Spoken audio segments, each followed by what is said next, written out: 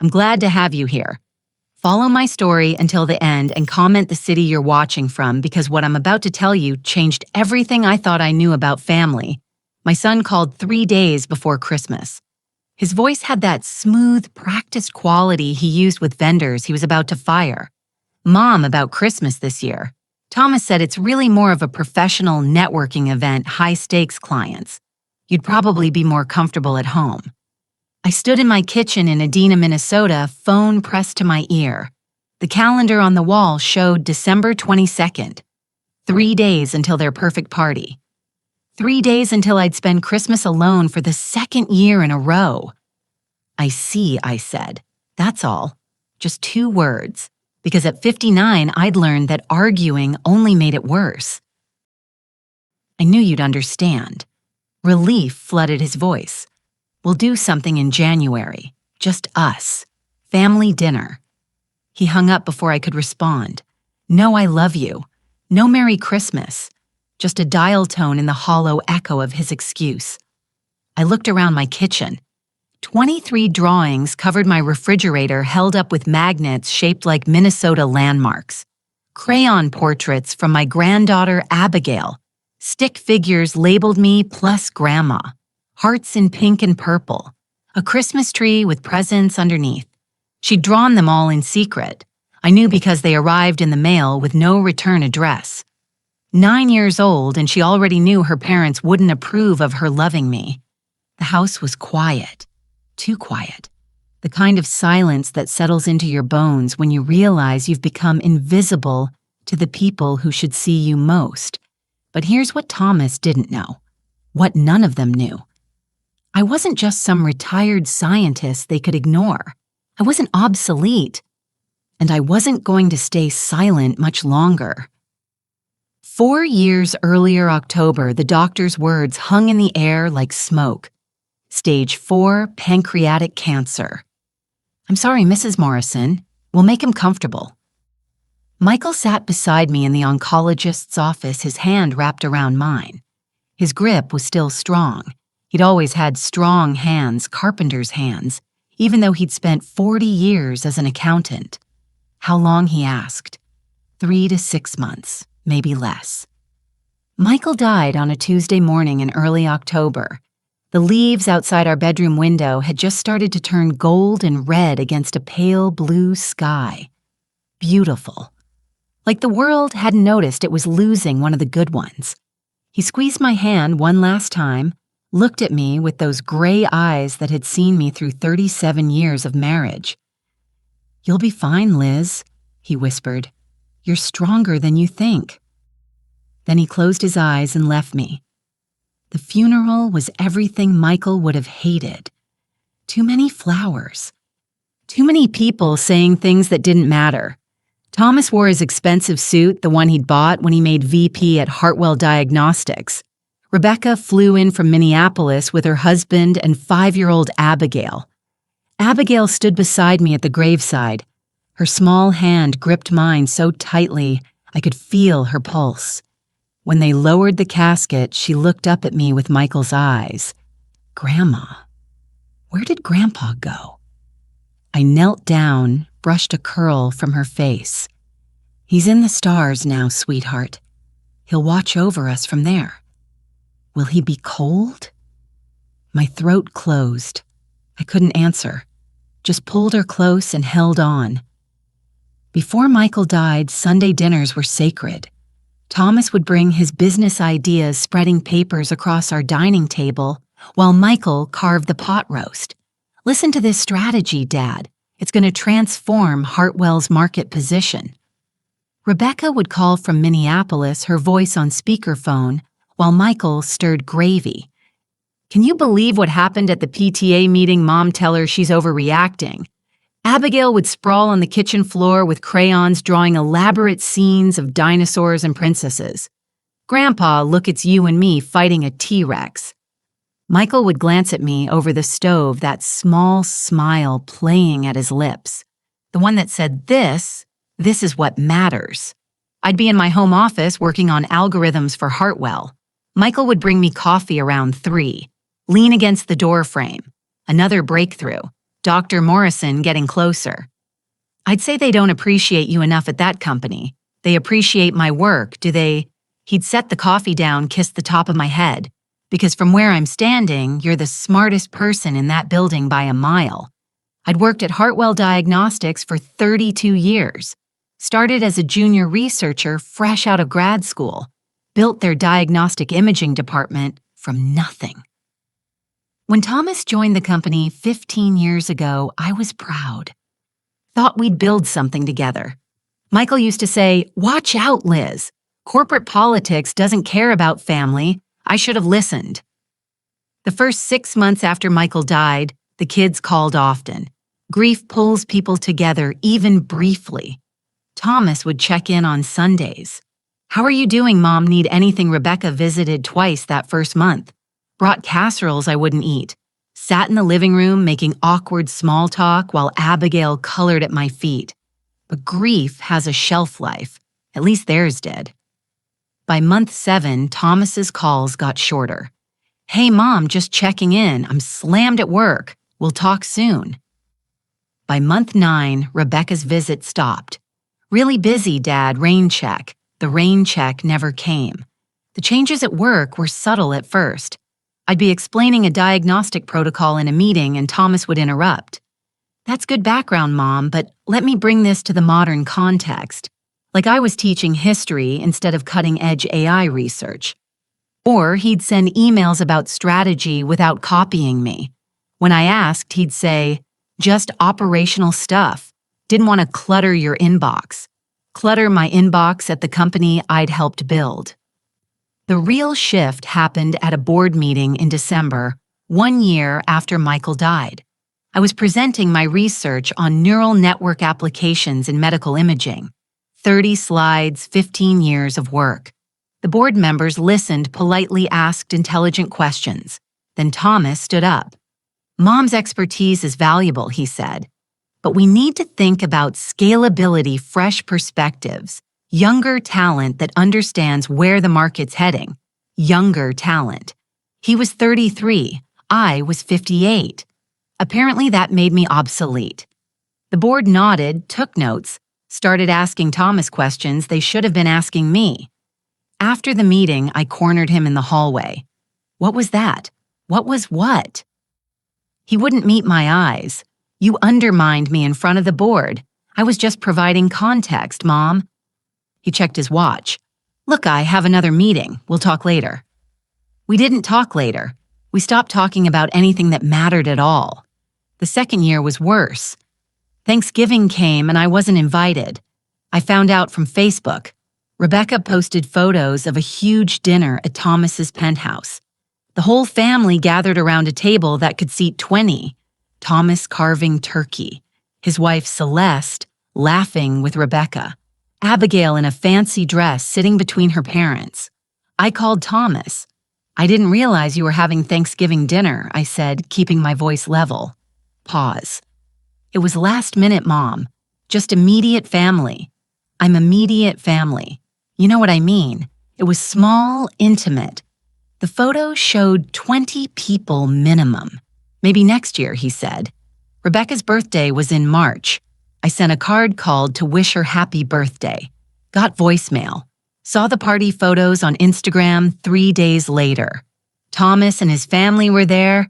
Rebecca's husband's parents were there. I wasn't.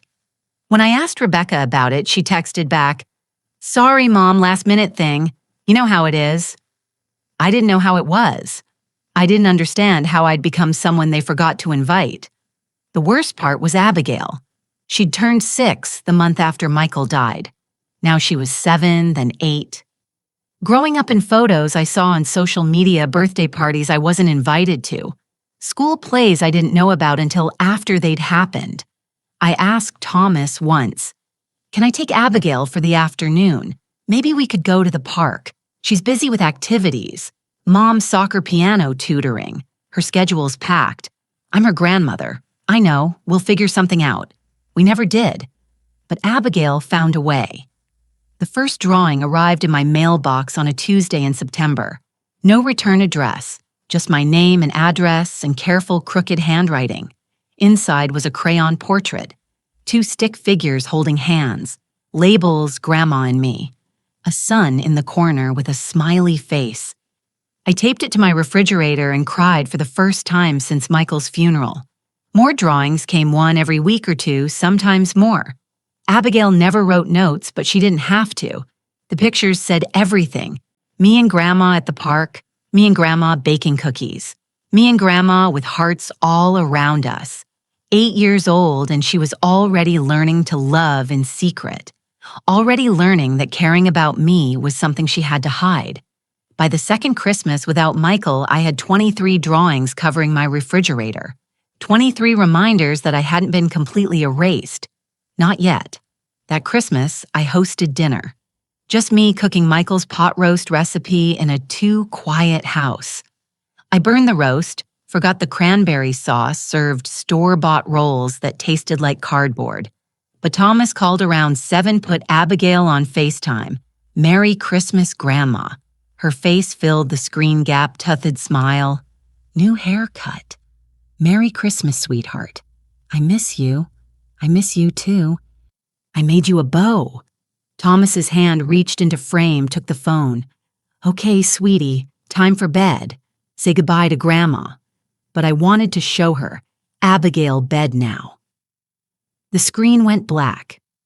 I sat alone in my kitchen staring at the burned roast, the empty chairs, the Christmas lights I'd strung up for no one. That's when I realized I wasn't just being forgotten.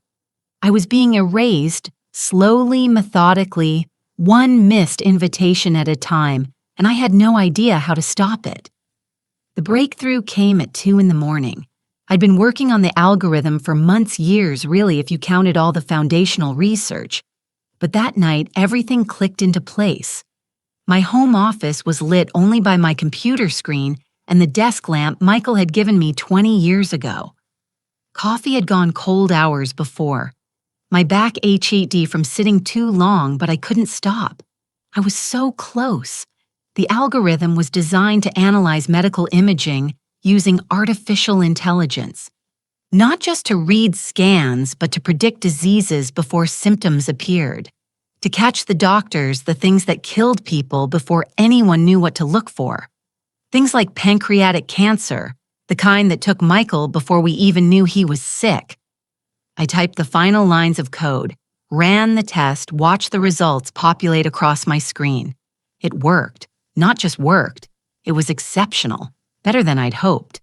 This algorithm could save thousands of lives, maybe hundreds of thousands. I sat back in my chair. Michael's photo watched from the corner of my desk. Forever 47, forever smiling. This is it, I whispered. This is what you believed I could do. For the first time in 2 years, I felt something other than grief. I felt purpose. I reached for my phone, called Thomas. It was late, but this couldn't wait. Mom. His voice was groggy. It's 2 in the morning. I know, but I've had a breakthrough. A real one. Pause. His voice sharpened. Tell me more. It's an AI algorithm for analyzing diagnostic imaging. It can predict diseases before they're symptomatic. Thomas, this could revolutionize early detection. How far along is it? Complete tested. It works. Long pause. I could hear him breathing. Could almost hear his mind working. This could save the company, he said finally. Hartwell's been struggling. Investors are nervous, but something like this. Mom, this could change everything. I should have heard the hunger in his voice. Should have recognized that tone. But I was tired, excited, and still desperate for my son to see me as valuable. I want to validate it first, I said. Run it past some colleagues. Make sure I'm not missing anything. Of course, but Mom, when you're ready, this could be huge for Hartwell, for all of us. I know, I'm proud of you. Those 4 words. I hadn't heard them in so long. They hit like warm water after years of cold. Thank you, I whispered. After we hung up, I sat in the dark staring at my screen. Something nagged at the back of my mind. Something Michael used to say. Document everything, Liz. The world isn't always fair to women in tech. He'd seen things during our marriage. Colleagues taking credit for my work, men dismissing my ideas in meetings, then presenting them as their own later. He'd seen me passed over for promotions given to less qualified men. Protect yourself, he'd say, even from people you trust. I looked at Michael's photo, especially from people you trust, I asked. His smile didn't answer, but something in my gut twisted. I opened a new document, started typing everything, every line of code, every test result, every piece of research that led to this moment, just in case. The next morning, I called Dr. Catherine Whitmore. We'd crossed paths at conferences over the years. Her work on neural networks at the University of Minnesota was brilliant, meticulous. She had a reputation for being tough, but fair. We met at a coffee shop near campus on a gray March afternoon. I brought my laptop, showed her the framework. She studied my code for 10 minutes without speaking. The coffee shop buzzed around us. Students cramming for exams, professors grading papers, normal life, while my entire world balanced on Catherine's assessment. Finally, she sat back, stirred her coffee, met my eyes. Elizabeth, this is exceptional career-defining work. Relief flooded through me. Thank you. I wanted outside validation before, but I need you to hear something. Her voice went serious. File the patent before you tell anyone else. Before you bring it to Hartwell, before you tell your family. I blinked. My family, especially. Your family. She leaned forward. I've seen this before. Brilliant work claimed by people who contributed nothing. Intellectual property disputes destroy relationships faster than infidelity. Thomas is my son. He wouldn't. I'm not saying he would. I'm saying protect yourself regardless. She pulled out her phone, scrolled through contacts. I know an IP lawyer in Minneapolis specializes in tech patents. Call him today. That seems extreme. Catherine's expression softened. I had a colleague, once brilliant researcher. She shared her work with her research partner.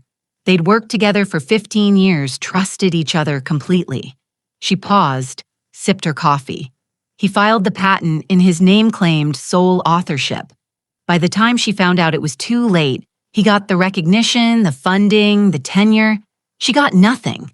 That's awful. It's reality. Catherine wrote a name and number on a napkin. David Grayson, tell him I sent you. File first, share later in that order. I took the napkin, folded it carefully, put it in my purse. People change when money is involved, Catherine said. Or maybe they just show you who they've been all along. David Grayson's office was downtown Minneapolis, all glass and steel. A young receptionist with a professional smile led me to a conference room with a view of the city. David was maybe 45. Sharp suit, sharper eyes. He shook my hand firmly. Dr. Whitmore spoke highly of you, he said. Show me what you've got. I walked him through the algorithm, the research, the testing. He took notes, asked questions that showed he understood not just the legal implications, but the technical complexity. After an hour, he closed his notepad. This is solid work, Dr. Morrison. Exceptional, actually. We'll file a comprehensive patent application. Every line of code documented and time-stamped. If anyone tries to claim they developed something similar, we'll have a paper trail even the best lawyers can't break. How long does it take? Filing is immediate. Full approval can take a year or more, but what matters is the filing date. That establishes priority. I nodded slowly. I feel strange doing this without telling my son. He works at Hartwell. This technology would benefit the company, and it will after you own it legally. David leaned back. Dr. Morrison, I've seen too many inventors lose their work because they trusted the wrong people. File now, share later. You can still work with Hartwell. You'll just do it from a position of protection. Protect yourself, Michael had said, even from people you trust. Okay, I said. Let's file. We spent the next 3 hours documenting everything, every algorithm, every test, every line of code. David's assistant took photos of my notebooks, copied my files to secure servers. "We'll file tomorrow," David said as I was leaving. "You'll have the paperwork by end of week." I drove home in rush hour traffic, hands tight on the wheel. The sun was setting over Minneapolis, painting the sky orange and pink. Beautiful, like the world was celebrating my decision. But guilt sat heavy in my stomach. This was my son, Thomas, the boy who used to bring me his science projects, who'd been so proud when I started at Hartwell. Was I really worried he'd steal my work? My phone buzzed. Text from Thomas. "Hey, Mom. Been thinking about your algorithm. Would love to hear more.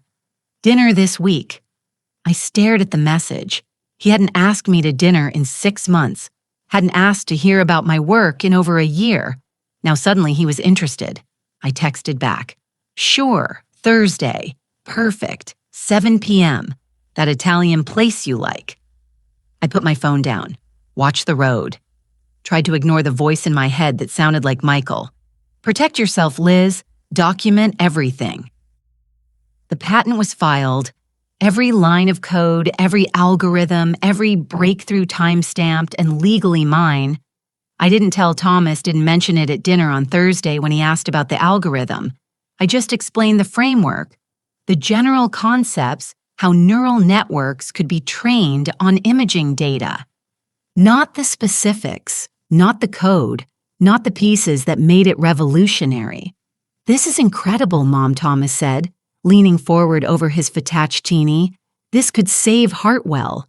Really save it. I'd like to validate it more first. Make sure it's ready." Of course. But when you were ready, he smiled. The same smile he'd had as a kid when he wanted something. We could do this together, mother and son. Build something amazing. I wanted to believe him. God. I wanted to believe him, but something in his eyes didn't match his smile. Something hungry, something that made my gut twist. We'll see. I said that night I sat in my office staring at the patent certificate David had sent over. Official legal binding, March 15th, 2022, the day I protected my life's work from my own son. I should have felt relieved. Instead, I felt like I just acknowledged that the family Michael and I built had already fallen apart. And the worst part, I had no idea how bad it was about to get.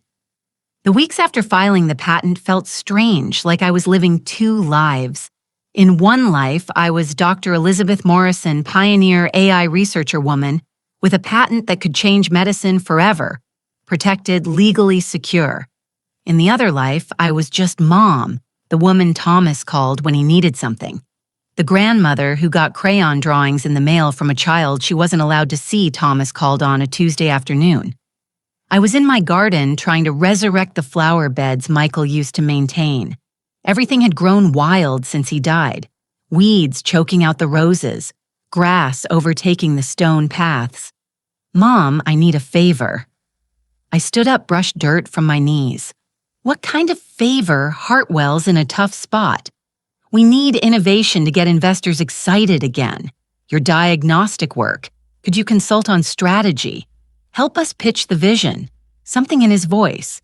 Eagerness, the kind that made successful salespeople and dangerous gamblers. Consult. How? Just come to some meetings. Explain the potential of AI and diagnostics.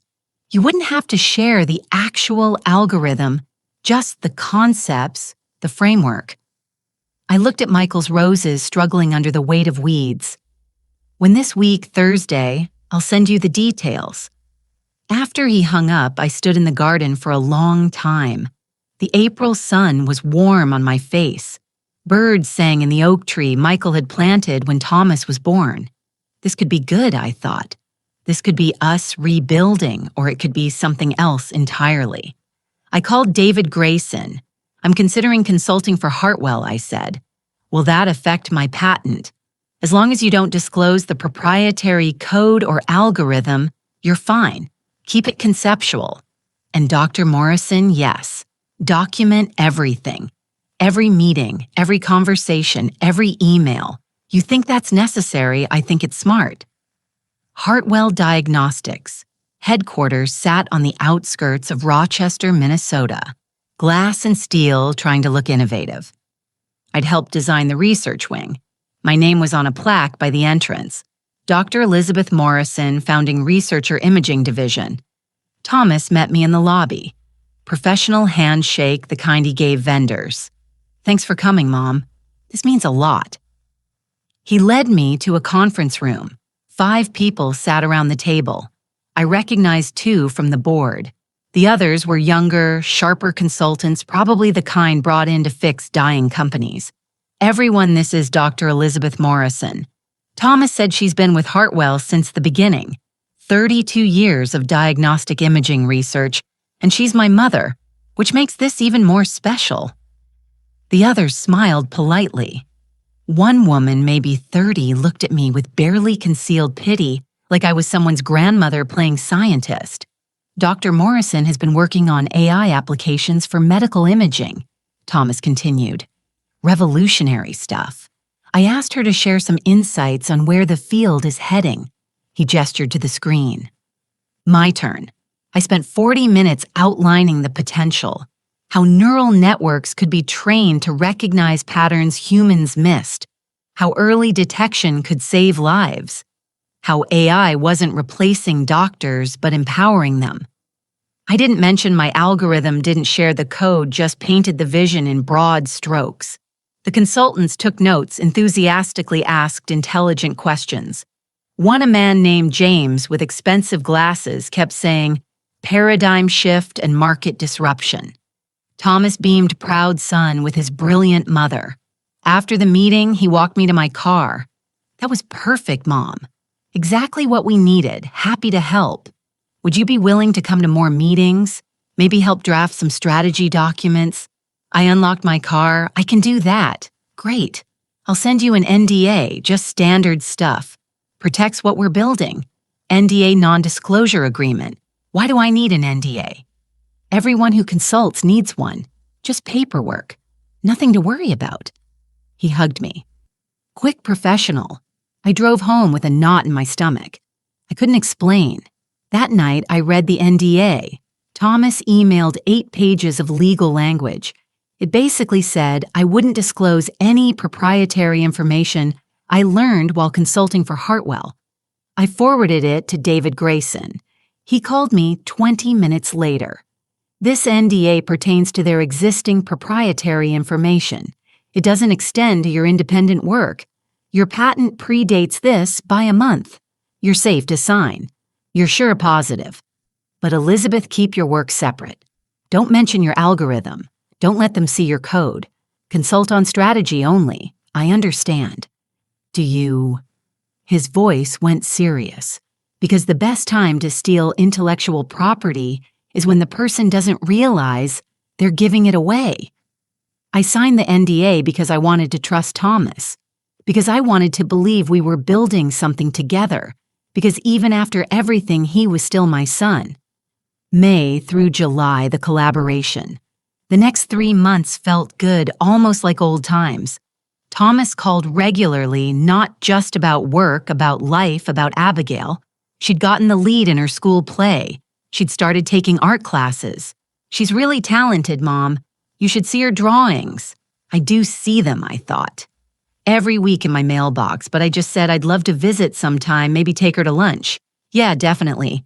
Once things calm down at work, we'll set something up. The meetings at Hartwell continued.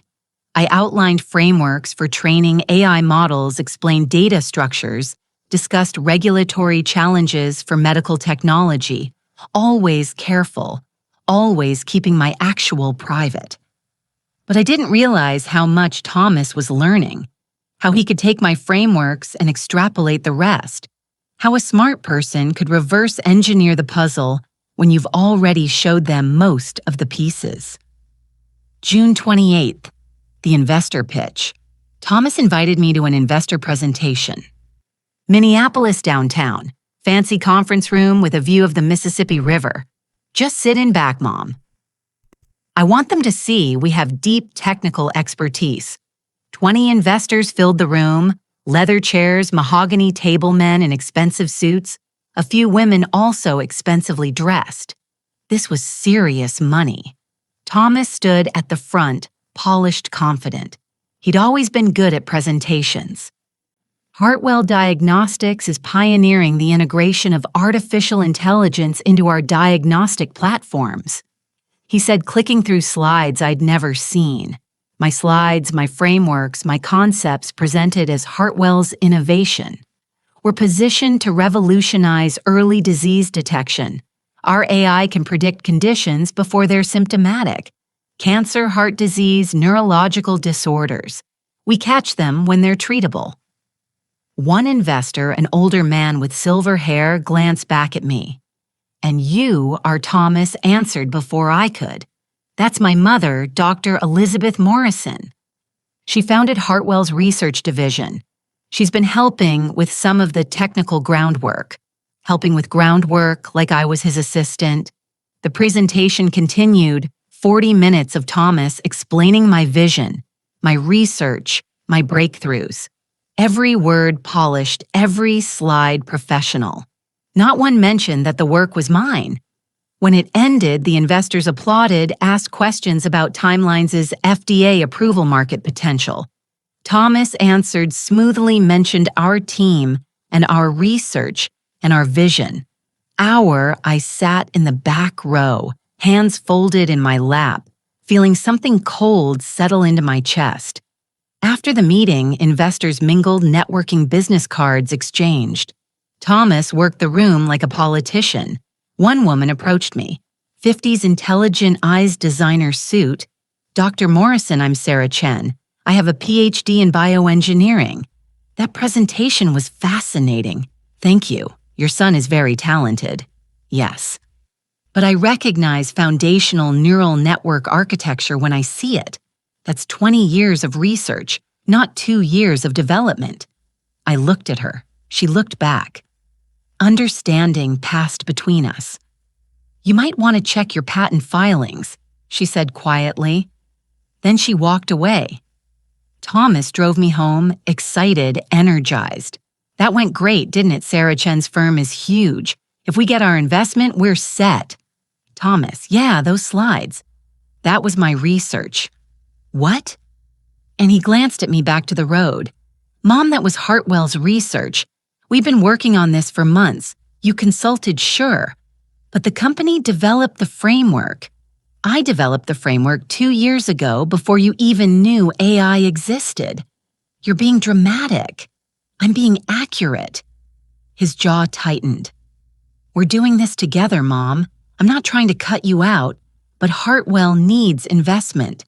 If investors think we're a Motherson science project, they'll never take us seriously. So you erase me. I'm not erasing you. I'm positioning the company for success. He pulled into my driveway, put the car in park. Look, I know you feel overlooked, but you have to trust me. This is for all of us. The company succeeds, we all succeed. Unless the company succeeds with my work and I get nothing. He stared at me. Is that what you think I'm doing? Stealing from you? I don't know what you're doing, Thomas. I'm trying to save the company Dad helped you build. I'm trying to make something you can be proud of. His voice rose. But if you don't trust me, if you think I'm some kind of con artist, then maybe you shouldn't consult for us anymore. The cold in my chest spread. Maybe I shouldn't. I got out of the car, walked to my front door, didn't look back. Thomas drove away, fast, angry. I went inside, closed the door, and stood in my empty house. Then I went to my office, pulled up the file where I documented everything, added today's date, described the presentation, the slides, Thomas's words helping with technical groundwork. I thought about what Sarah Chen had said. Check your patent filings. My patent was filed March 15th, safe, protected. But what if Thomas filed his own patent claiming the work as Hartwell's? Would it matter that mine came first? I called David Grayson, left a voicemail. David, it's Elizabeth Morrison. I need to talk to you about protecting my patent. Soon. Then I sat in Michael's chair in the dark and wondered how everything had gone so wrong so fast. Outside stars were coming out. Michael was up there somewhere watching, knowing he'd been right to tell me to protect myself. But protection felt cold, felt like giving up on the family we'd built together. The question was, had Thomas given up first, or was I imagining threats where there were none? I wanted to believe I was paranoid. I wanted to be wrong, but in my gut, that cold feeling spread. Something was very, very wrong, and I was running out of time to figure out what. David Grayson called me back the next morning. Elizabeth. I looked into similar patent filings. There's nothing matching your work. Yet. The key word is yet. If Thomas tries to file, he'll be blocked. Your patent has priority. But he paused. I want you to do something. What start recording your meetings with him? Minnesota is a one-party consent state. You don't need his permission to record conversations you're part of. That feels wrong. So does someone stealing your life's work? His voice was firm. Documentation isn't paranoia, Elizabeth. It's protection. I thought about Michael, how he'd always said the same thing. Okay, I said, I'll do it. I didn't hear from Thomas for 2 weeks after our argument. No calls, no texts, nothing. Then on a Thursday in late July, my phone rang. Mom, his voice was careful, controlled. I think we need to talk. Clear the air. I think so too. How about Saturday, come over for lunch? Celeste is making her famous lasagna. Abigail keeps asking about you. Abigail. My heart clenched. What time? Noon. And Mom, let's not fight. Let's just be family. Saturday, July 23rd. Thomas's penthouse overlooked downtown Minneapolis. Floor-to-ceiling windows. Modern furniture that looked expensive and uncomfortable. Art on the walls that probably cost more than my car. Celeste answered the door. Blonde, polished, the kind of woman who made yoga pants look formal. Elizabeth, so good to see you. Air kissed near my cheek. Come in, come in. The apartment smelled like garlic and tomato sauce. Somewhere I heard Abigail laughing. Then she appeared running down the hallway in a purple dress, hair and braids. Grandma. She launched herself at me.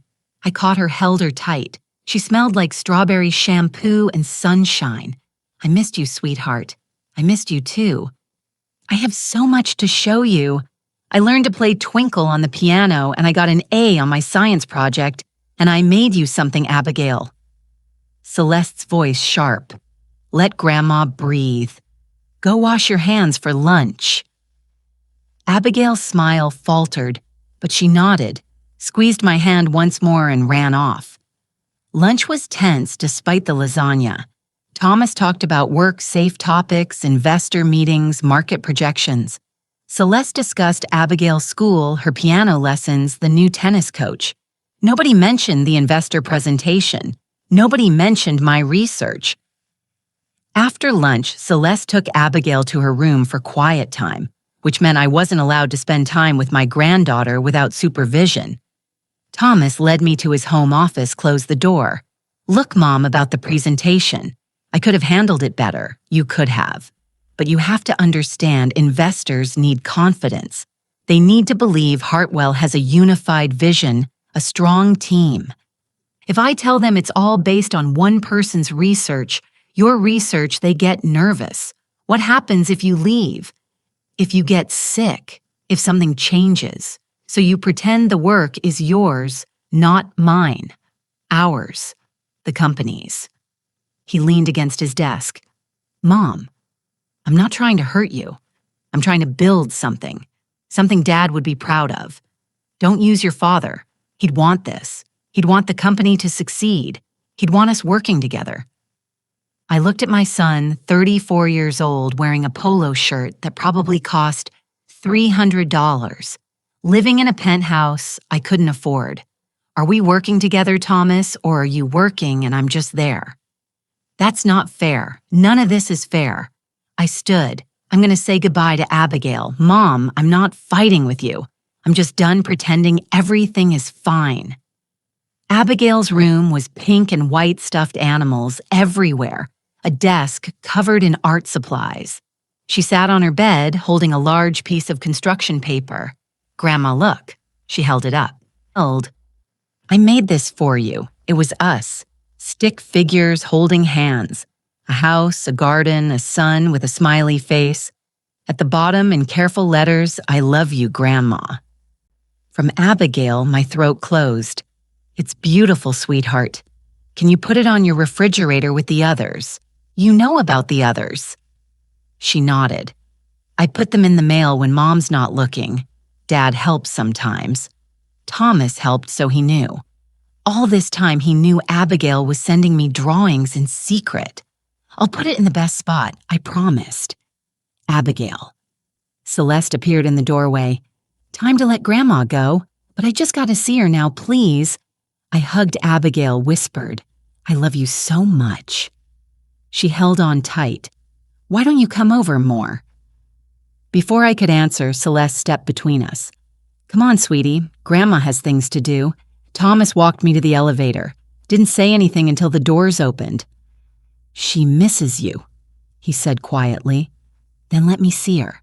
It's complicated. It's not complicated. You're making it complicated. The elevator arrived. I stepped in. Mom, wait.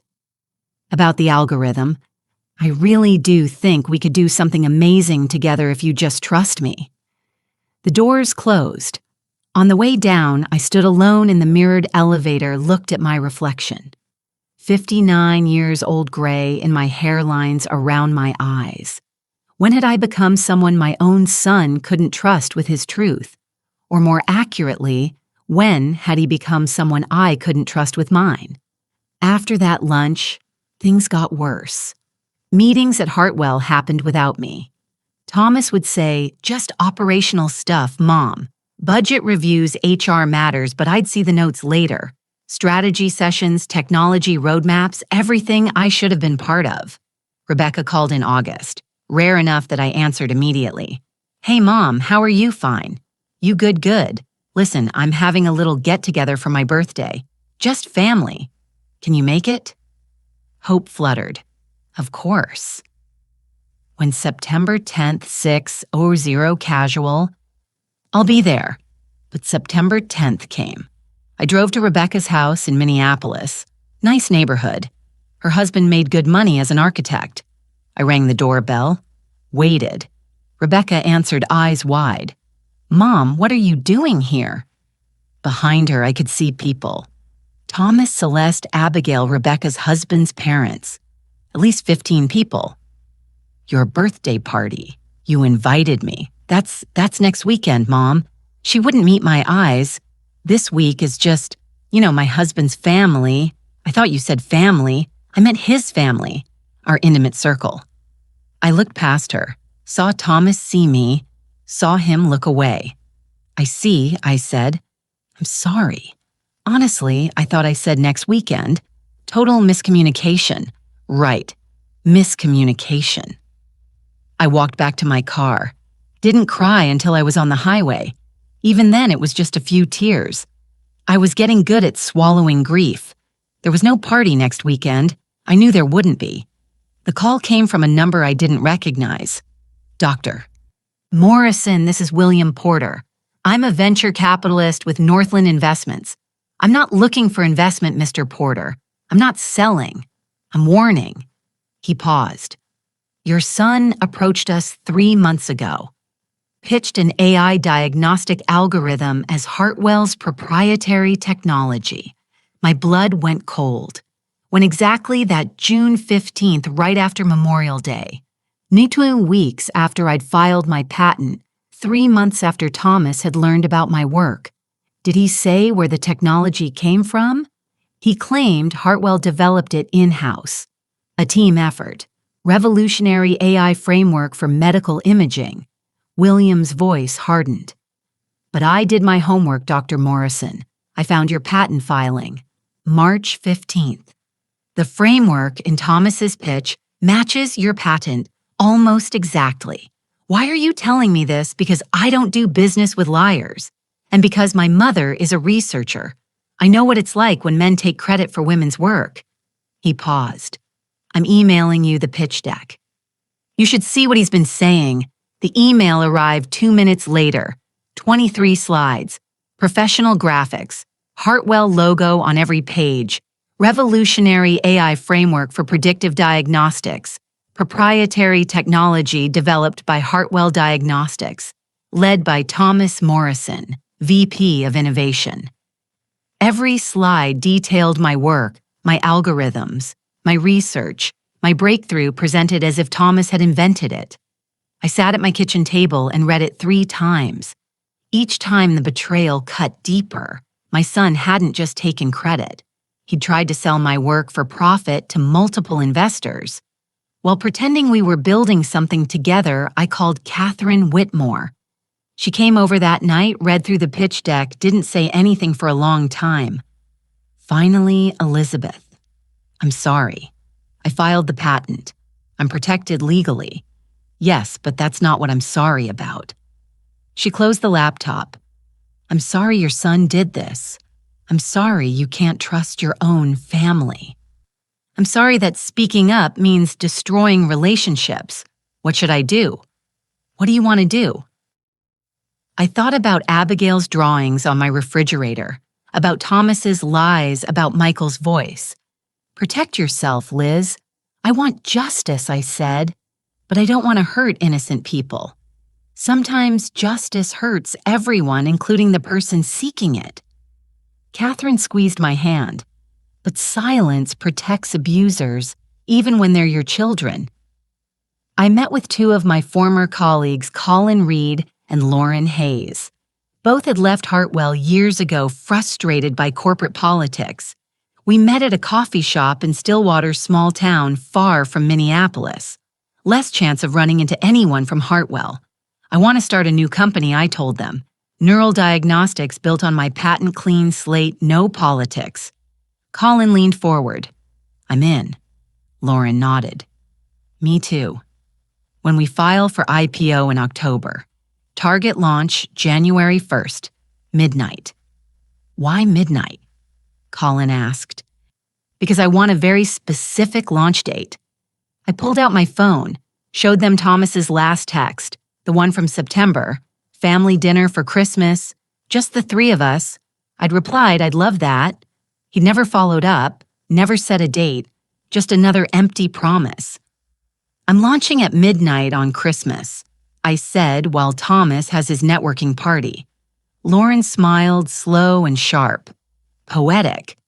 A woman named Jennifer Hayes from Forbes reached out in mid-November. Dr. Morrison, I heard through some sources that you're launching a new diagnostic company. I'd love to do a story. Someone had tipped her off. Probably William Porter, maybe Catherine. What kind of story is the kind that matters? Women in STEM intellectual property theft, family betrayal, the truth. I met her at the same Stillwater coffee shop, brought everything. Patent filings, Thomas's pitch deck, William's corroboration recordings from meetings, emails 2 years of documentation. Jennifer took notes for 3 hours, finally looked up. This is massive national coverage. Massive. I need you to embargo it until when midnight Christmas Day. She studied me. You're sure once this goes public, there's no taking it back? My son already took everything. I'm just taking back the truth. What about Hartwell employees? This story breaks the company tanks. People lose jobs. I know. The guilt sat heavy. But if I stay silent, Thomas keeps doing this. To me, to others. Silence enables abuse. Jennifer closed her notebook. I'll embargo until Christmas, but Elizabeth, this will change your life. It already changed. I'm just deciding how. The text came December 3rd. From Rebecca. Christmas is immediate family only this year. Hope you understand. I stared at my phone. Read it 5 times, typed back. I am immediate family. 3 dots appeared, disappeared, appeared again. You know what I mean? Maybe next year. Maybe next year. Like I was someone they'd get around to eventually after the important people. I looked at the calendar. 22 days until Christmas. Last year I'd hosted Burn the Ham, forgot the cranberry sauce served store-bought rolls. But Abigail had loved it. made me a construction paper star covered in glitter. This year, I wasn't invited. I walked to my refrigerator, looked at Abigail's 23 drawings, 23 reminders that I hadn't been completely erased. Not yet, but they were trying. December 20th, 10 days before Jennifer's article would publish. 10 days until Neural Diagnostics' IPO would go live. 10 days until I destroyed my relationship with my children permanently. I almost stopped, almost called Jennifer and said, "Don't publish." But then Thomas posted on social media a photo. Him, Rebecca Celeste, and Abigail at some fancy holiday party. Everyone in formal wear, champagne glasses, string lights, caption, "Grateful to celebrate with the people who make it all possible." Abigail wore a red velvet dress. She looked older, taller. I hadn't seen her in person since July 5th month's almost half a year. I studied the photo zoomed in on Abigail's face. She wasn't smiling. Not really. Her eyes looked sad. Or maybe I was just seeing what I wanted to see. Thomas called. I almost didn't answer, but I did. "Hey, Mom. Quick thing. What is it? Christmas Eve is a client event this year. Big investors. We need everyone polished and professional. You'd probably be more comfortable at home. I know you already made that clear." Silence. "It's not personal, Mom. It's entirely personal, Thomas. Look, we'll do something in January. Family dinner. Just us." "Sure. I mean it. I'm sure you do." I looked out my window. Snow falling. Beautiful Minnesota winter. "Have a good party, Thomas. Mom." I hung up. Then I opened my laptop. Send an email to Jennifer Hayes. Subject green light. Body publish it. 2 words. That's all it took to detonate my family. I hovered over send for 5 minutes. Thought about Abigail. About Michael. About 32 years at Hartwell, about being erased one dinner invitation at a time. Thought about Thomas selling my work to investors, about the lies, about the betrayal. I clicked send. The house was quiet. Too quiet. I cooked dinner for one. Simple pasta salad, glass of wine. Michael's photo sat on the mantel forever, smiling forever. 47. "I don't know if this is right," I told him, "but I'm done being invisible." The clock showed 7:15 p.m. Thomas's party had started. Somewhere in downtown Minneapolis, they were celebrating networking building futures I wasn't part of. My phone rang at 9. Unknown number. I answered. "Hello, Grandma," whispered scared. "It's me, Abigail. I miss you." Her voice cracked.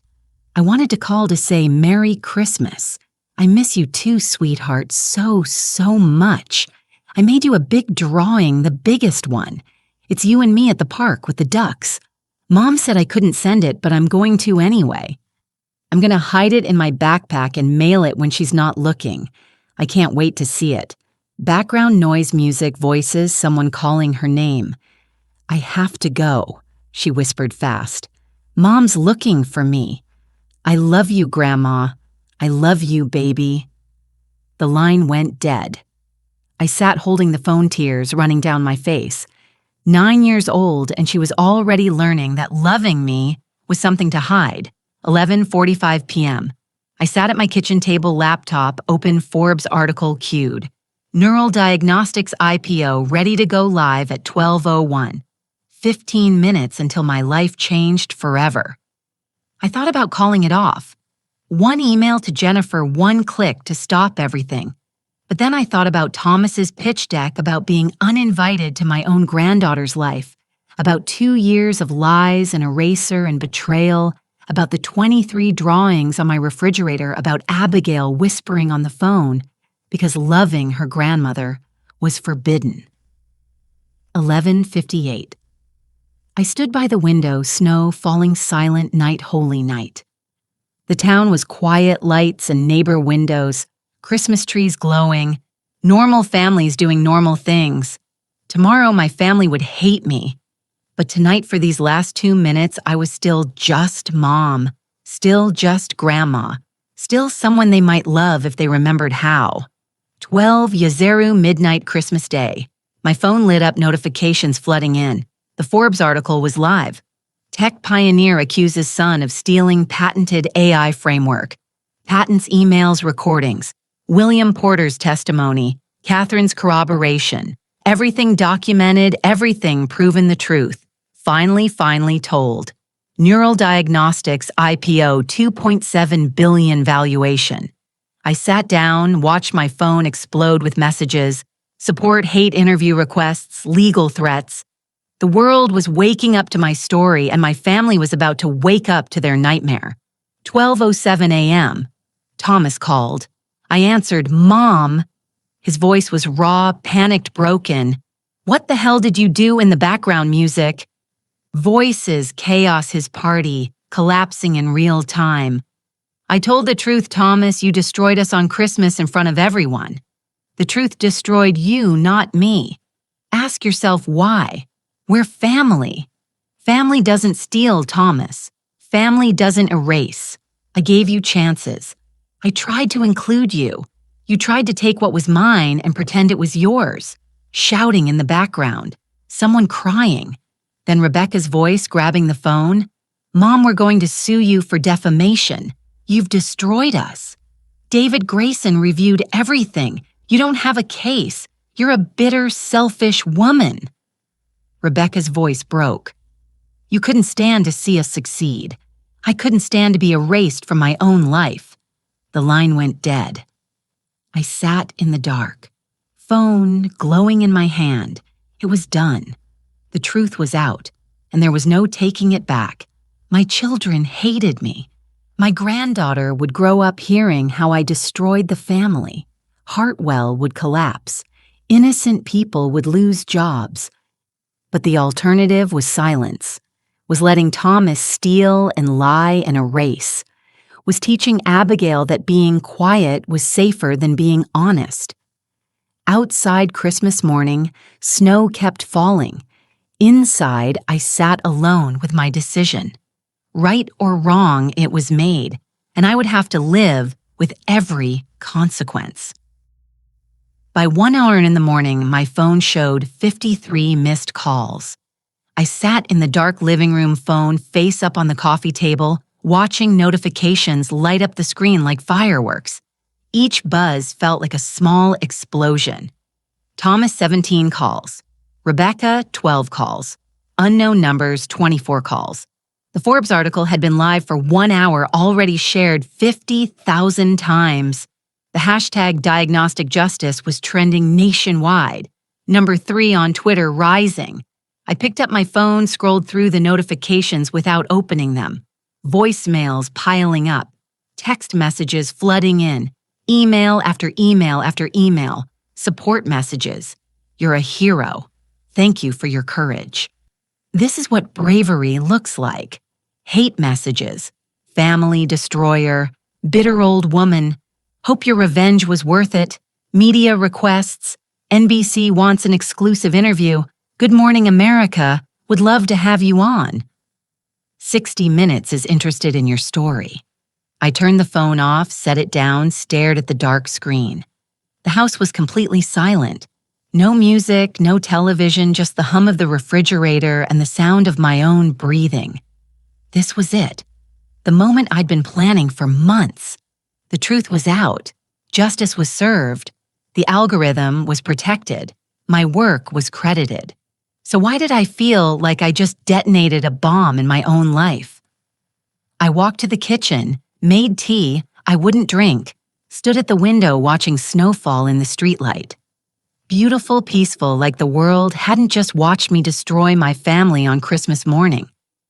Michael's photo sat on the mantel in the living room. I could see it from here forever, smiling forever, 47 forever, believing I was stronger than I thought. I hope you're right, I whispered to him, because I don't feel strong. I feel like I just made the biggest mistake of my life.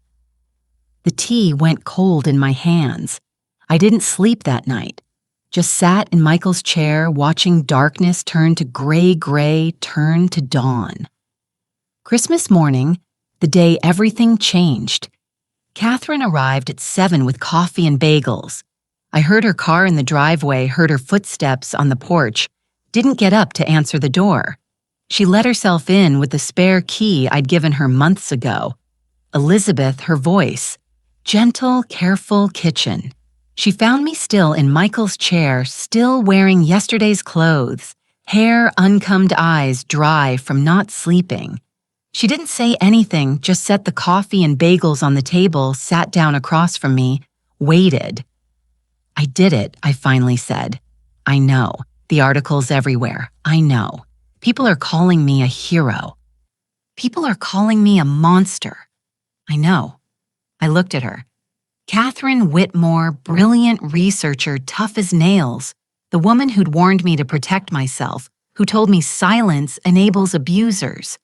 Was I wrong? I asked. She took a long time to answer, sipped her coffee, looked out the window at the snow. "You did the right thing," she said finally. "That's not what I asked." "I know," she met my eyes. "You did the necessary thing. Sometimes they're the same. Sometimes they're not. That's not reassuring." "I'm not here to reassure you, Elizabeth. I'm here to sit with you while you live with your decision."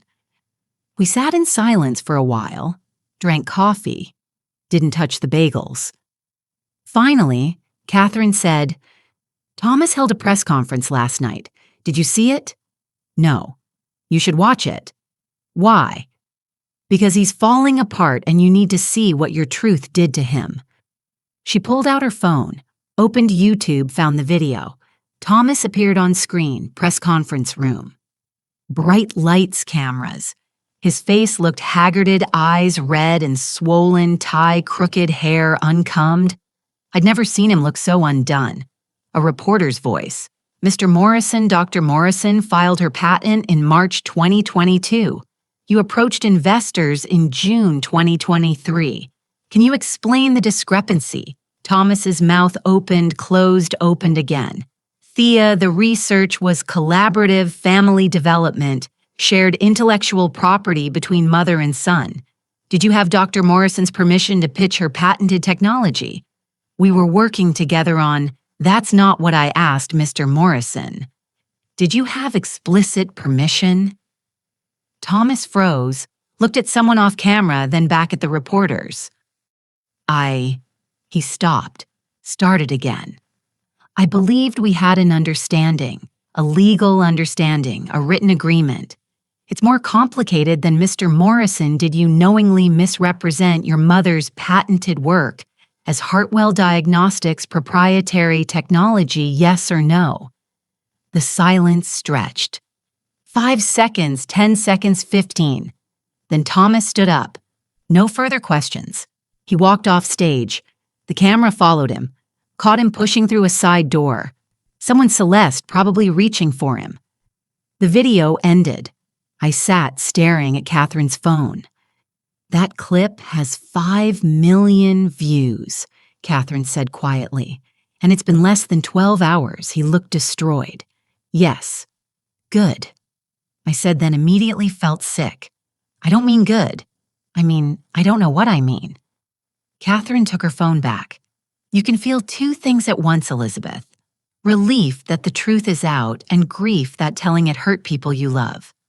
240 people work at Hartwell. Good people, people with families. I know when this hits the market Monday morning when investors pull out when the stock crashes." I couldn't finish the sentence. "That's not your fault, isn't it? I pulled the trigger." Thomas loaded the gun. He aimed it. He just didn't expect it to fire back at him. Catherine leaned forward. "Elizabeth, listen to me. You didn't destroy Hartwell. Thomas did when he stole your work. You just documented it. If the company can't survive truth, then it deserves to fail. Tell that to the lab technicians losing their jobs. Tell that to the receptionist with 3 kids. Tell that to everyone who had nothing to do with Thomas's lies." Catherine didn't have an answer for that because there wasn't one. From Jake Morrison at Hartwell Diagnostics. Calm subject, please read. I almost didn't open it. Another journalist, probably another interview request, but something about the subject line. Simple, desperate. I clicked. "Dr. Morrison, you don't know me. My name is Jake Morrison. No relation to your family. I'm a researcher in Hartwell's imaging division. I've worked here for 6 years. I'm 28 years old. My wife, Sarah, is 7 months pregnant with our second child. Our daughter, Emma, just turned 3. I'm not writing to blame you. I know what your son did was wrong. I know you had every right to protect your work. I understand why you went public, but I need you to know something. This morning, I came into work at 6:00 a.m., found an email from HR. Half our lab is being laid off. Effective immediately budget cuts. Investor confidence collapsed. The company is hemorrhaging money. I still have my job for now, but I'm terrified. We have a mortgage, $2,400 a month. Medical bills from Sarah's last pregnancy, $8,000. We're still paying off. Emma starts preschool next fall, $600 a month. The new baby will need daycare, another $1,200 a month. Sarah can't work right now. Doctor's orders. High-risk pregnancy. She's on bed rest. If I lose this job, we lose everything. I know this isn't your fault. I know you didn't ask for any of this. I know Thomas Morrison brought this on himself, but I need you to know that real people are suffering. Good people. People who just came to work every day, did their jobs, trusted that the company would be there. My colleague, Amy, she's a single mom with 2 kids. Gone. Tyler, his dad has cancer. He was helping pay for treatment. Gone. Maria, she just bought a house 6 months ago. Gone. 12 people from my lab.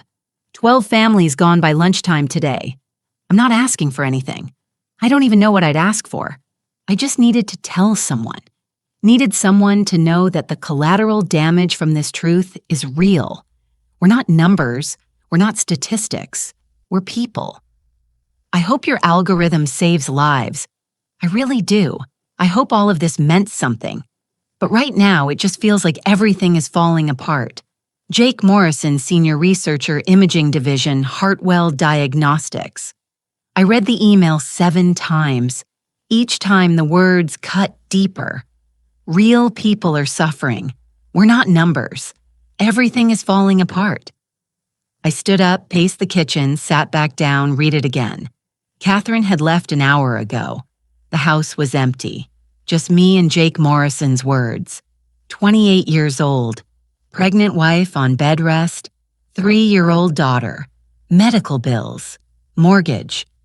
The weight of a family dependent on a job that was hanging by a thread because I'd told the truth. I'd known this would happen, had prepared for it, told myself that protecting my work mattered more than protecting Thomas's lies. But knowing intellectually and feeling the crushing weight of it were completely different things. Jake Morrison wasn't abstract. He wasn't theoretical. He was real, and his suffering was real. And it was happening because of choices I'd made. My hands shook as I typed my response. Jake, thank you for your honesty and for your courage in writing to me. You're right. This isn't your fault. And you're right that it's not entirely mine either. But I understand why it feels that way. I understand that distinguishing between who loaded the gun and who fired it doesn't help when you're the one caught in the crossfire. I can't undo what's happened. I can't bring back the jobs that were lost today. I can't erase the fear you're feeling right now, but I can try to help where I can. Neural Diagnostics is hiring. We're building an imaging research division, and we need experienced researchers. I'm attaching the contact information for Colin Reed. He's heading the division. Tell him I sent you. That doesn't guarantee anything, but it's a start. If that doesn't work out, I'll personally write you a recommendation letter for anywhere, anytime, no questions asked. I wish I could tell you that everything will be fine, that the pain will be worth it, that justice always feels good, but I can't. Because right now, I'm sitting in my kitchen at 7 a.m. on December 26th, reading your email and feeling the weight of every decision I made. Sorry doesn't pay your mortgage. It doesn't feed your family. It doesn't erase fear. But I am sorry. Truly, deeply sorry that you and your colleagues are paying the price for something you had no control over. Thank you for reminding me that truth has casualties. I needed that reminder, Elizabeth Morrison. I hit send before I could second-guess myself. Stared at the screen for a long time after the email disappeared. Then I put my head down on the kitchen table and cried. Thomas held another press conference. I didn't want to watch, but I couldn't stop myself. The video was already trending. #1 on YouTube, 8 million views and climbing. Thomas looked even worse than yesterday. Same clothes, hadn't showered, eyes hollow. I have a short statement, he said. His voice was hoarse. Then I'm not taking questions. The room went silent. Yesterday, Forbes published an article about me, about my mother, Dr. Elizabeth Morrison, about intellectual property theft. He paused, took a breath. Everything in that article is true. Gasps from the press pool. In March 2022, my mother completed a revolutionary AI algorithm for diagnostic imaging. She filed a patent, protected her work legally. She told me about her breakthrough, asked for my advice on next steps. Another pause. I saw an opportunity not to collaborate, to take. I convinced her to consult for Hartwell to share her frameworks and concepts. She trusted me. She thought we were building something together. His voice cracked. But I was building something for myself. I took her frameworks, reverse-engineered her approach, created pitch decks presenting her work as Hartwell's proprietary technology. I approached investors, told them we had revolutionary AI capability, never mentioned that it was my mother's work, never mentioned that she owned the patent. Someone in the audience said, Jesus. When she confronted me, I threatened legal action. Told her that everything she worked on while consulting belonged to Hartwell. Tried to intimidate her into giving me her algorithm. Thomas looked directly at the camera. Mom, if you're watching this, I'm sorry. Those words are inadequate, meaningless, but they're all I have. He turned back to the reporters. I am resigning from all positions at Hartwell Diagnostics. Effective, immediately, permanent. I will not fight this. I will not appeal. I will not try to salvage my career here. Mr. Morrison, a reporter, started. No questions. But I will say this to every employee who lost their job because of my actions. I'm sorry. You deserved better leadership. To every investor who trusted me, I'm sorry. You deserved honesty. To my family, I'm sorry. You deserved integrity. He looked at the camera again. And to everyone watching, this is what happens when you put ambition ahead of ethics, when you put career ahead of family, when you convince yourself that the ends justify the means they don't. I destroyed my mother's trust, my company's reputation, my own career, and for what? To pretend I was smarter than I am, to steal credit for work I didn't do. His voice broke completely. To everyone I hurt, I'm sorry. To my mother especially, I understand if you never forgive me. I wouldn't forgive me either. He walked off stage.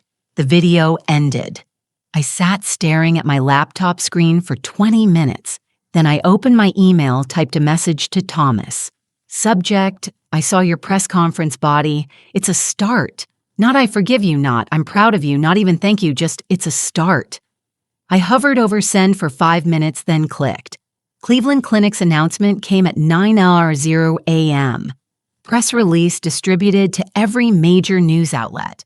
Cleveland Clinic has terminated its $18 million partnership with Hartwell Diagnostics, effective immediately. This decision follows revelations about leadership ethics and intellectual property mismanagement. Cleveland Clinic maintains its commitment to cutting-edge medical technology, but cannot partner with organizations that demonstrate fundamental ethical failures. By 10:00 a.m., Hartwell stock had dropped 20%. By 11:00 a.m., 31%. By noon, trading was halted. More emails started arriving. Dozens, then hundreds. Former colleagues. Elizabeth I always knew you were the brains behind Hartwell's innovation. Glad you're finally getting credit. What Thomas did is unforgivable. You did the right thing going public. I worked with you for 15 years. This doesn't surprise me at all. He always took credit for other people's work. Current Hartwell employees. Dr. Morrison. I just lost my job. My husband has MS. Our insurance covered his treatments. What happens now? I hope you're happy. 200 families are suffering because you couldn't let your son succeed. You're a hero to some people. To me, you're the reason my daughter might not go to college. Strangers, you're an inspiration. Thank you for standing up for women in STEM. Bitter old woman who destroyed her son out of jealousy. This is what integrity looks like. Thank you for your courage. I read every single one, every word of praise, every word of condemnation. Catherine found me at my kitchen table at 11 p.m. Laptop open, eyes, red face, wet. Elizabeth, you need to stop reading those. I need to know. You need to sleep. How can I sleep? How can I close my eyes when people are losing their homes because of me? Because of Thomas, not you. That's a convenient distinction when you're not the one paying rent with unemployment checks. Catherine closed my laptop firmly. Listen to me. The system was broken. Thomas was lying, stealing, misrepresenting. You didn't break heart. You just stopped pretending it wasn't already broken. That's easy to say when you're not responsible.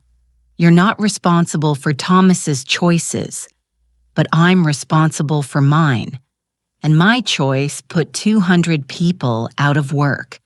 Your choice protected intellectual property rights, protected women in STEM, protected the integrity of medical research. Yes, it had consequences, but that doesn't make it wrong. I looked at her. Are you sure? No, she admitted. I'm not sure. But I'm sure that staying silent was wrong. And sometimes when all your choices are hard, you pick the one you can live with. Can I live with this? I don't know, Elizabeth. Can you? The email came from William Porter at 8 a.m. Subject, you need to see this attached 47 files. I opened them one by one. Pitch decks, email chains, meeting notes, all from Thomas, all from May through August, all showing him systematically shopping my algorithm to different venture capital firms. Northland Investments, Greystone Capital Summit Ventures, Redwood Partners Beacon, VC, 5 firms, 5 pitches, 5 opportunities to sell my work. Each pitch deck was nearly identical.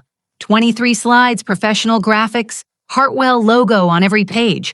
Revolutionary AI framework for predictive diagnostics. Proprietary technology developed by Hartwell Diagnostics, led by Thomas Morrison, VP of Innovation. Every single word was a lie. One email stood out from Thomas to a VC named Richard Sterling at Summit Ventures. Rick, following up on our meeting last week, the AI diagnostic algorithm I presented is ready for commercialization. Full patent protection in place. We're positioned to dominate the early detection market within 3 years. Hartwell just needs the right investment partner to scale. Are you interested? Full patent protection. Technically true because I had filed a patent, but presented as if it was Hartwell's patent, as if Thomas had filed it as if the work was his. Another email to Greystone Capital. The beauty of our AI framework is that it's entirely proprietary. No external dependencies, no licensing requirements. We own it outright. That's the competitive advantage. We own it outright. We, not my mother, developed it, not Dr. Morrison holds the patent. I forwarded the entire folder to David Grayson with one line. How much of this is prosecutable? He called me 30 minutes later, all of it. Jake Morrison emailed me again at 6:15 a.m. Subject update, Dr. Morrison. They fired me this morning. I arrived at 6:00 a.m. for my shift. Security was waiting. They walked me to my desk, watched me pack my personal items, escorted me out. Didn't even let me say goodbye to my team.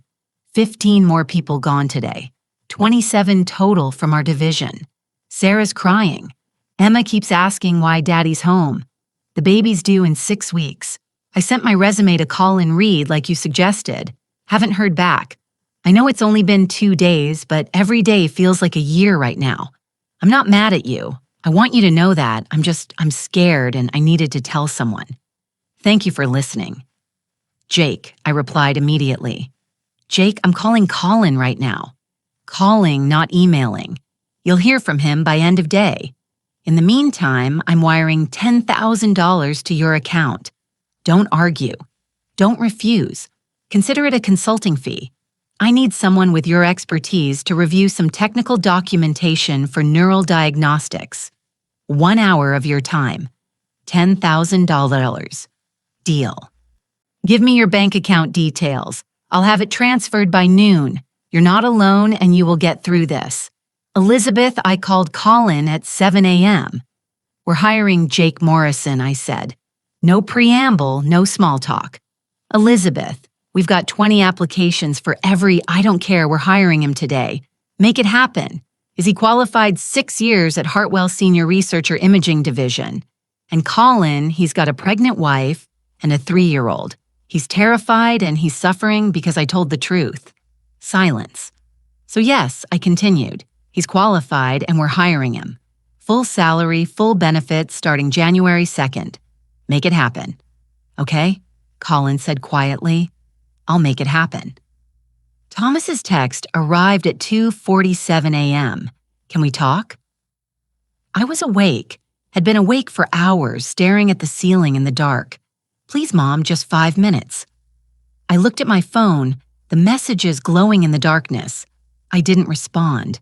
More messages came over the next day's December 31st. Dad, I know I messed up, but please let me explain. January 1st, I'm losing everything. My job, my reputation. Rebecca won't talk to me. Please, Mom, don't shut me out. January 2nd. Fine, I get it. You made your point. I deserve this. All of it. January 3rd. Celeste took Abigail to her mother's, said she needs space to think. I think she's going to leave me. January 5th. I'm sorry. I don't know if that means anything, but I'm sorry. I read each one. Didn't respond to any of them. My phone rang at 8 a.m. Thomas. I stared at the screen, let it ring 3 times. 4, 5. Then I answered. Mom. His voice was completely wrecked, or like he'd been crying for days. Thank you for answering. I didn't say anything. Just waited. I'm sorry. Silence. I know that's not enough. I know sorry doesn't fix anything, but I'm sorry. Why now, I asked. My voice sounded cold, distant, like it belonged to someone else. Because you got caught. Because you lost everything. Because Celeste is leaving you. Yes, he didn't try to deny it. All of those reasons, but also because I finally see what I did to you. What did you do to me, Thomas? Long pause. I could hear him breathing, could almost hear him thinking. I erased you, he said finally. I made you invisible, treated you like you were obsolete, like you didn't matter, like your work was just raw material I could use to build my own success. Keep going. I stole from you, not just your algorithm. I stole your contributions, your recognition, your place in your own granddaughter's life. I made Abigail think loving you was something she had to hide. His voice broke. I destroyed you, Mom, systematically over 2 years. And I told myself I was doing it for the company, for the family. But I was just doing it for myself. Why? Because he started again. Because I was jealous. There I said it. I was jealous of you my entire life. I blinked. Jealous. You're brilliant. Everyone knows it. Dad knew it. Your colleagues knew it. Even I knew it. Dr. Elizabeth Morrison, genius researcher pioneer in diagnostic imaging, the woman who built H. Hartwell from nothing. Thomas, no. Let me finish, please. He took a shaky breath. I spent my whole life being Elizabeth Morrison's son. Not Thomas, not my own person, just your son. And when I finally got to Hartwell, when I finally had a chance to make my own name, I couldn't, because you were always there, always smarter, always better, always the real talent. So you tried to become me. I tried to replace you. Thought if I could take your work, claim it as mine. Then finally, I'd be more than just your son. I'd be somebody. Silence stretched between us. But all I did? Thomas' continued voice, thick with tears, was proof that I'm not you, that I never will be, and that trying to steal your brilliance just made me a thief. I closed my eyes, pressed the phone to my ear. You didn't have to be me, Thomas. You just had to be you. I know that now. I know a lot of things now. Too late. All of it. Too late. What do you want from me? I don't know if I deserve anything from you, but can I try to fix this? Can I try to make it right? How I already resigned, publicly confessed, but that's not enough. I want to testify. If anyone sues investors, the board, anyone, I want to tell the truth under oath. I want to make sure everyone knows exactly what I did. That'll destroy any chance you have of working in this industry again. I know no company will touch you. I know your career is over. I know. His voice steadied slightly. But at least Abigail will know I tried to do the right thing eventually when she's old enough to understand. At least she'll know I owned my mistakes. I looked out my kitchen window. Snow falling. Another Minnesota winter. Okay, I said. Okay, what? Tell the truth everywhere, every time. Under oath if necessary. We'll see what happens after that. Does this mean it means it's a start, Thomas? Nothing more. I'm not ready to forgive you. I don't know if I ever will be, but I'm willing to see if there's a path forward. Thank you. He was crying openly now. Thank you, Mom. Don't thank me. Just do the work. Real work on yourself. Figure out who you are when you're not trying to be me. I will. I promise. We hung up. I sat in my kitchen for a long time after staring at my cold coffee at the snow outside, at Abigail's drawings on the refrigerator. Michael's photo watched from the mantel. Is this what you wanted? I asked him silently. Is this justice or just more pain? He didn't answer, just smiled his forever smile. The post went live at noon. Every platform, every network, everywhere. I read it on my laptop. Catherine on speakerphone, Colin and Lauren on video chat. My name is Thomas Morrison. I'm writing this because I owe my mother, my family, the employees of Hartwell Diagnostics, and every person affected by my actions, a full, honest accounting of what I did. In March 2022, my mother, Dr. Elizabeth Morrison, completed a revolutionary AI algorithm for medical diagnostic imaging. She spent 20 years developing the foundational research, 2 years specifically building this algorithm. She filed a patent on March 15, 2022, protecting her intellectual property. I knew about the patent. She told me, showed me the filing documents, asked my advice on commercialization strategies. Instead of helping her, I stole from her.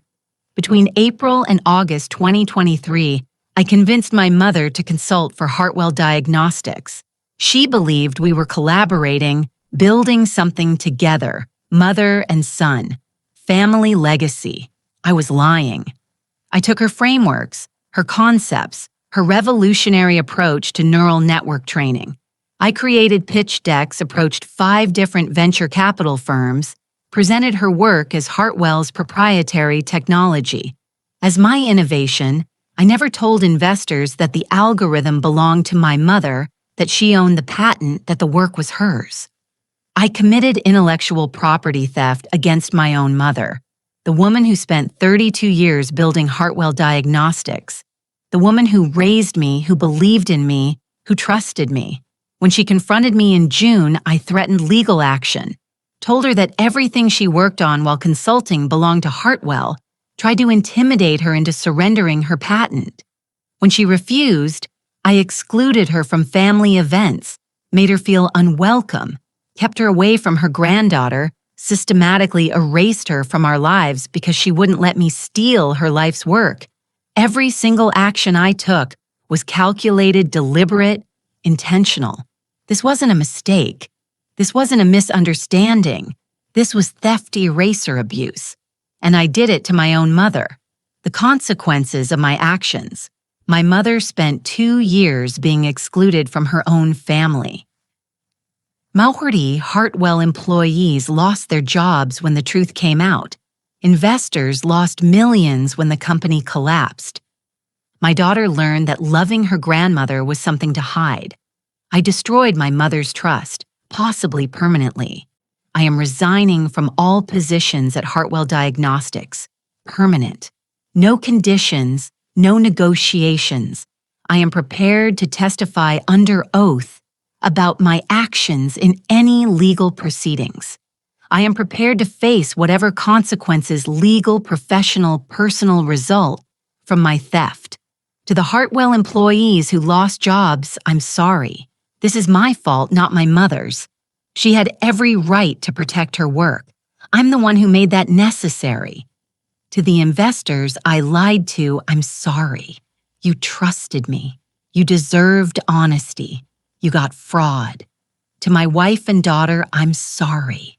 You deserved better. You deserved a husband and father with integrity. To my mother, I'm sorry. Those words are meaningless after what I did, but they're true. I destroyed something precious, something irreplaceable. Your trust, your place in our family, your joy in your granddaughter. I don't expect forgiveness. I don't deserve it. I just want you to know that I finally understand what I took from you, and I will spend the rest of my life trying to be the son you deserve to have.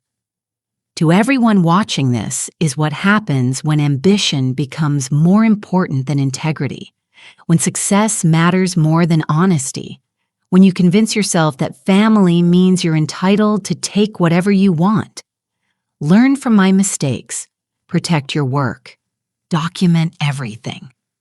Don't trust anyone, even family, with intellectual property you haven't legally protected. And if you're in STEM, especially if you're a woman, especially if you're older, your work matters. Your contributions matter. You matter. Don't let anyone make you invisible. My mother spent 2 years being erased. She finally said enough.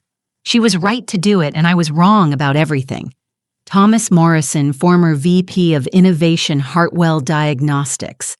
The post went viral immediately. 20 million views in 6 hours. Comments flooded in. This is the most honest public confession I've ever seen. Too little, too late. He destroyed hundreds of lives. At least he's owning it. That takes courage. Courage would have been not stealing in the first place. I'm a 62-year-old female engineer. Thank you, Thomas, for finally seeing what you did. And thank you, Dr. Morrison, for refusing to be erased. I read the post 3 times, then opened my email to thomasmorrisonmail.com subject. I saw your statement, Thomas. It's a start. It's not forgiveness, it's not reconciliation. It's not everything is fine now, but it's a start. Do the work, real work on yourself. Figure out who you are. Be that person. Maybe someday we can rebuild. Maybe not. Time will tell. But this honesty is a start. Mom, I hit send before I could second-guess us myself. 30 seconds later, my phone buzzed. Thank you. That's more than I deserve. I'll do the work, I promise. Can I see Abigail? Bring her to visit you if you're willing. I stared at the message, thought about Abigail, about her drawings, about 2 years of loving me in secret. Yes, call me next week. We'll set a date. William Porter's call came at 9:00 a.m. Dr. Morrison Cleveland Clinic wants to talk about what partnership they terminated with Hartwell, but they still want the technology, your technology. They've been watching neural diagnostics. They're impressed. Set up a meeting. 3 days later, I sat in a conference room with Dr. Pell Robert Patterson, Cleveland Clinic's chief medical officer, and his team. Colin and Lauren flanked me. Dr. Patterson was maybe 60. Gray hair, kind eyes, the look of someone who'd spent 40 years actually caring about patients. Dr. Morrison, he said, shaking my hand, I've been following your work for years, even before this recent situation. Your algorithm is exactly what healthcare needs. Thank you. Early detection saves lives. We know that, but we're not good at it. Doctors are human. We miss things. We overlook signs. We wait until symptoms are obvious, and by then, it's often too late. He pulled up a slide. Statistics. Survival rates for early detection versus latest stage diagnosis. Pancreatic cancer detected at stage 190%, 5-year survival. Detected at stage 43%. My breath caught. Michael's cancer. Stage 4 at diagnosis. Dead 6 months later. Your algorithm detects patterns before symptoms appear, before standard diagnostic protocols would catch anything. It's revolutionary, and we want to be part of it. What kind of partnership? $75 million over 3 years. Clinical trials, FDA approval. Pipeline full implementation. Across our network. 18 hospitals, 220 clinics. Colin whistled softly. If the trials succeed, Dr. Patterson continued, we'll expand to our international partners. We're talking about millions of patients, millions of lives potentially saved. I looked at Michael's photo on my phone's lock screen, forever smiling. This is what you believed I could do, I thought. This is why all of it mattered. We're interested, I said. By end of January, Neural Diagnostics was valued at $3.8 billion. My controlling interest made me technically a billionaire. I didn't feel like a billionaire. I felt tired and sad and relieved and guilty. I felt everything and nothing at once. But the technology would save lives. That was what mattered. Neural Diagnostics hired 50 researchers by March. Jake Morrison was the first. His thank you email arrived the day he started. Dr. Morrison, first day at Neural Diagnostics. Colin gave me the tour. State-of-the-art lab. Incredible team. Real resources to do real work. Sarah had the baby last week, a girl. We named her Elizabeth. Thank you for giving me a second chance. Thank you for caring about more than just your own story. I'll work every day to prove you made the right choice. Jake Morrison, Senior Researcher, Neural Diagnostics. I printed that email, put it in a frame on my desk. In April, I gave the keynote at the Medical Innovation Conference in Chicago. 2,000 people filled the ballroom. Ageism in tech, why experience matters. I talked about 32 years at Hartwell about being dismissed because I was older, female, obsolete, about fighting back, about the cost of truth, about justice that hurts everyone, including the person seeking it. When I finished, they stood. 2,000 people applauding, some crying. The messages came after, you gave me courage to fight for my patent. I'm 67. They told me I'm too old. Your story proved them wrong. Thank you for showing that women in STEM don't expire at 50. Thomas and I met for coffee in April. Still water diner, neutral ground. We talked for 2 hours. It wasn't warm. It wasn't easy, but it was honest. I've started therapy, he said. Twice a week, working through everything. How's that going? Hard. I'm realizing how much of my identity was built on being successful, being important, being more than Elizabeth Morrison's son. He stirred his coffee. My therapist asked me who I am without the job, without the title, without the success. What did you say? I didn't have an answer. I'm still trying to figure it out. We sat in silence for a while. I got a job, he said finally. Startup in Boston software company, entry-level product manager. 28-year-olds are my bosses. I'm starting over completely. How does that feel? Humiliating. Necessary. Probably both. He looked up. But it's honest work. Nobody knows who I am. Nobody cares about my last name. I'm just Thomas guy who writes product specs and sits in too many meetings. That might be good for you. Yeah, maybe. Pause. Abigail asks about you constantly, my heart clenched. What do you tell her that grandma is amazing? That I made terrible mistakes, that we're trying to fix things, but it takes time? He met my eyes. Can she see you soon? She misses you so much, Mom. I miss her too. Next weekend, I could bring her to Adina just for the afternoon. Yes, I said immediately. Yes, bring her, please. Christmas Eve looked different this year. Not empty, not lonely, just different. My house was full of people.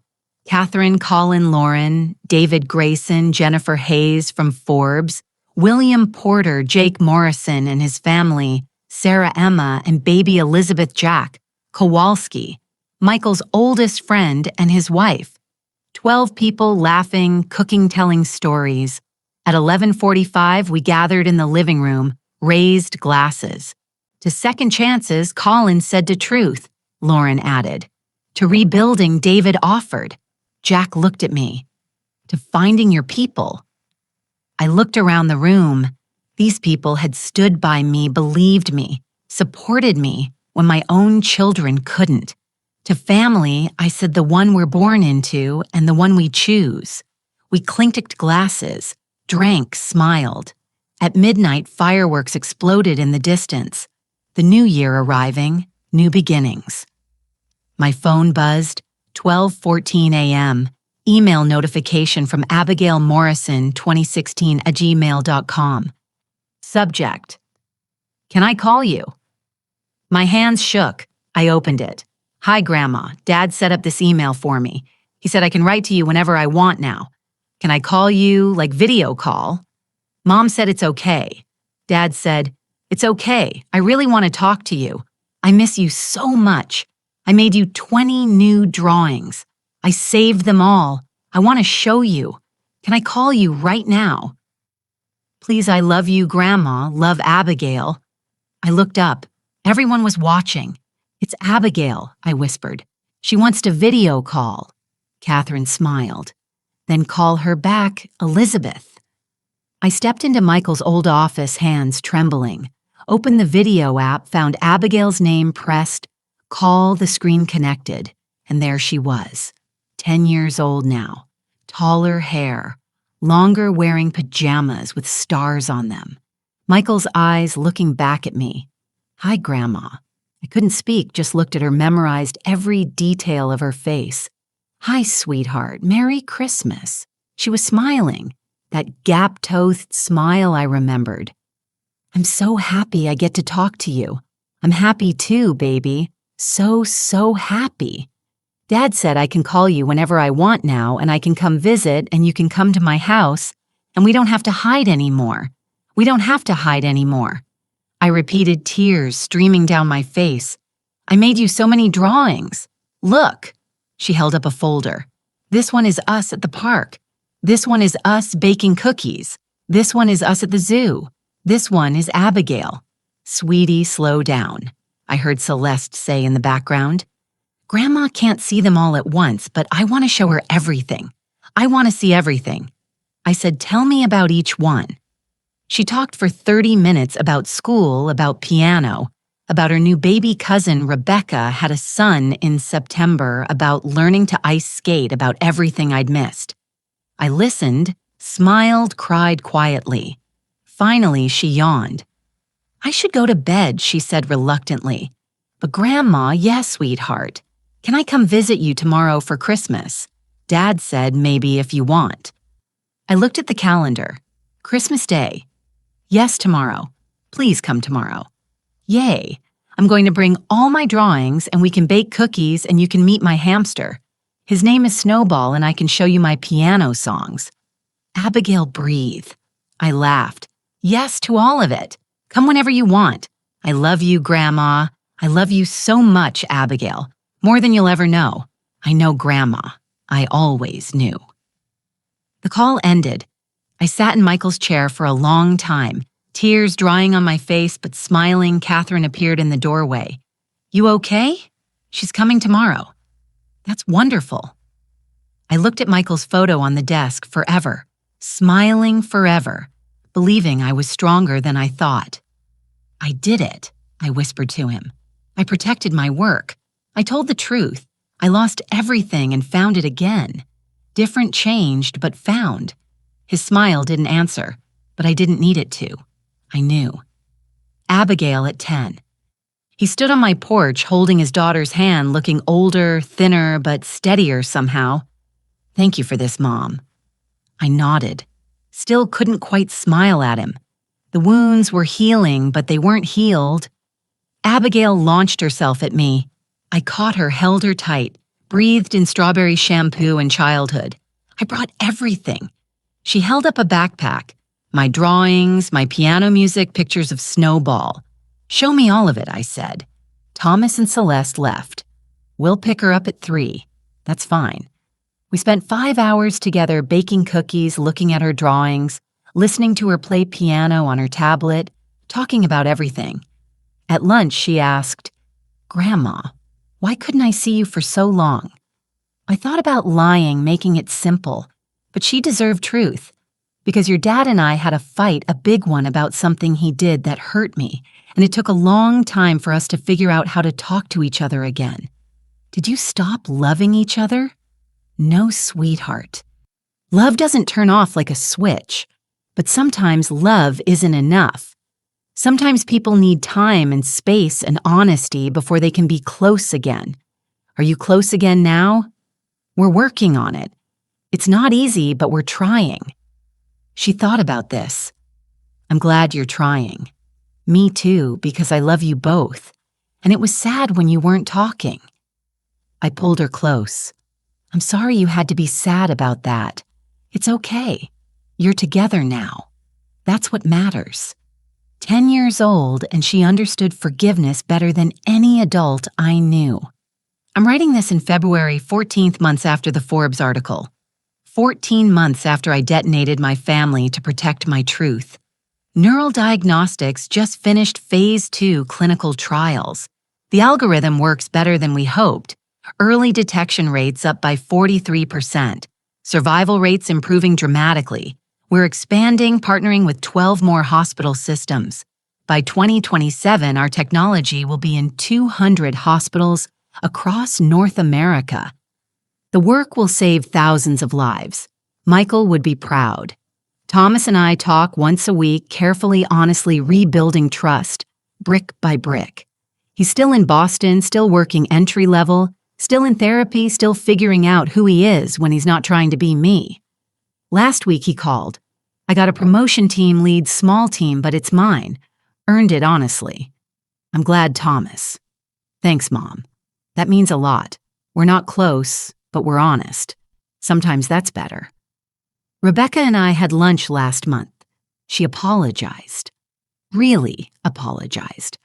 I saw what Thomas did and I made excuses because it was easier than admitting my brother was wrong. I'm sorry, Mom. Thank you. Can we try to be mother and daughter again? We can try. It's awkward. Careful, but it's something. Abigail visits every other weekend. We bake draw talk about everything. Last week she asked Grandma, "Was it worth it, everything you went through?" I thought about it. Really thought about it. Yes, I said finally, because you're worth it. Because truth is worth it.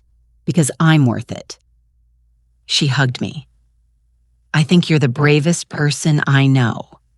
I'm not brave. I'm just a woman who got tired of being invisible. But if my story helps one person stand up for themselves, if it helps one woman in STEM protect her work, if it helps one person choose truth over silence, then every painful moment was worth it. You're not too old. You're not obsolete. Your work matters. Your voice matters. You matter. Don't let anyone make you forget that. Document everything. Protect yourself. Speak up even when it's hard. Even when it costs everything. Even when the people you love become the people you have to fight. Truth has casualties, but silence has more. Choose truth. Choose yourself. Choose courage. You're not alone. None of us are.